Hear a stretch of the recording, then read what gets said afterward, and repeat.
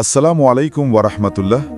মৃত্যু এমন এক বাস্তবতা যা প্রতিটি মানুষকে স্পর্শ করবে, কিন্তু মৃত্যুর আগে তওবা করার সুযোগ থাকবে কিনা, এই প্রশ্নটি মানব জীবনের সবচেয়ে গুরুত্বপূর্ণ প্রশ্নগুলোর একটি। আমরা অনেকেই মনে করি জীবনের শেষ মুহূর্তে তওবা করলেই আল্লাহ ক্ষমা করে দেবেন, কিন্তু ইসলাম আমাদের যেটা শিখিয়েছে তা হল তওবা এমন অবস্থায় গ্রহণ করা হয় যখন মানুষের হৃদয় সত্যিকারের অনুতাপে ভরে ওঠে। কিন্তু যখন মৃত্যুর আলামত স্পষ্ট হয়ে যায় এবং ফেরেশতাদের আগমন দেখা যায়, তখন আর তওবার দরজা খোলা থাকে না। কারণ তখন মানুষ জানে সে কোথায় যাচ্ছে, তার সামনে কি অপেক্ষা করছে। কোরআনে আল্লাহ বলেন, যখন মৃত্যুশয্যায় ফেরাউন ডুবে যেতে যেতে বলল, আমি বিশ্বাস করলাম, তখন আল্লাহ তাকে বললেন, এখন, অথচ এর আগে তুমি অমান্যকারী ছিলে। এই আয়াত স্পষ্ট করে যে শেষ মুহূর্তে মৃত্যুর সাক্ষাৎ হয়ে গেলে তওবা গ্রহণ হয় না। রাসূলুল্লাহ সাল্লাল্লাহু আলাইহি ওয়াসাল্লাম বলেছেন, সূর্য পশ্চিম দিক থেকে উদিত হওয়ার আগে পর্যন্ত তওবার দরজা খোলা থাকবে, অর্থাৎ কিয়ামতের বড় আলামত প্রকাশের পর আর তওবা গ্রহণ হবে না।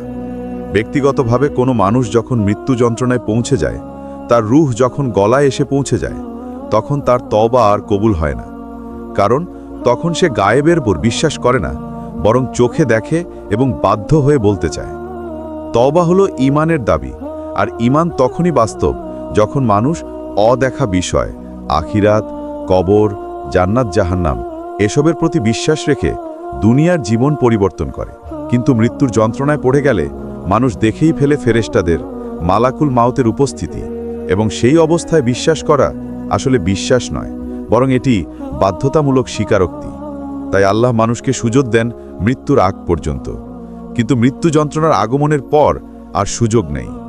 অনেকে ভাবে এখন গুনাহ করি, পরে তওবা করব, কিন্তু সমস্যা হলো মৃত্যু হঠাৎ করে এসে যায়। রাসূল সাল্লাল্লাহু আলাইহি সাল্লাম বলেছেন, স্মরণ করো সেই মৃত্যুকে যা সব আনন্দকে ধ্বংস করে দেয়। এই হঠাৎ মৃত্যু আমাদের বুঝিয়ে দেয় যে তওবা কখনো কালকের জন্য ফেলে রাখা উচিত নয়। আজকের দিনই তওবার জন্য সবচেয়ে উপযুক্ত সময়।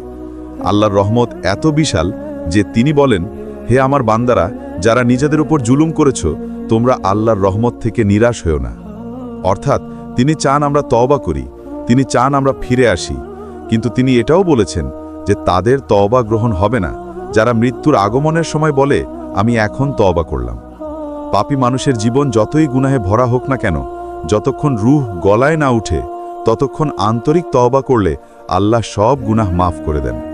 তওবা মানে শুধু মুখে বলা নয়, হৃদয়ে অনুতাপ, গুনাহ ছেড়ে দেওয়া এবং ভবিষ্যতে না করার দৃঢ় প্রতিজ্ঞা। আল্লাহ তওবার পর এমনভাবে গুনাহ মুছে দেন যেন মানুষ কখনো তা করেনি। এটাই আল্লাহর করুণা। কিন্তু যারা তওবাকে অবহেলা করে, যারা ভাবে পরে করব, তারা প্রায়ই মৃত্যুকে হঠাৎ কাছে পায় এবং সুযোগ হারিয়ে ফেলে। মানুষের জীবন খুবই অনিশ্চিত।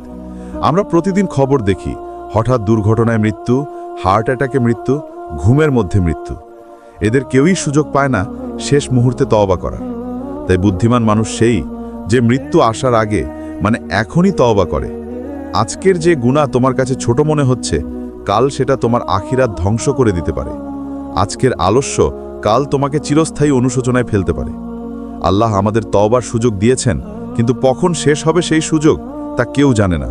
তাই আসুন আজই, এখনই নিজের জীবনের দিকে তাকাই, ভুলগুলো বুঝি, আল্লাহর দরবারে ফিরে আসি, গুনাহ থেকে বেরিয়ে আসি এবং এমন জীবন গড়ি যা মৃত্যুর পর আমাদের জন্য শান্তি বয়ে আনে।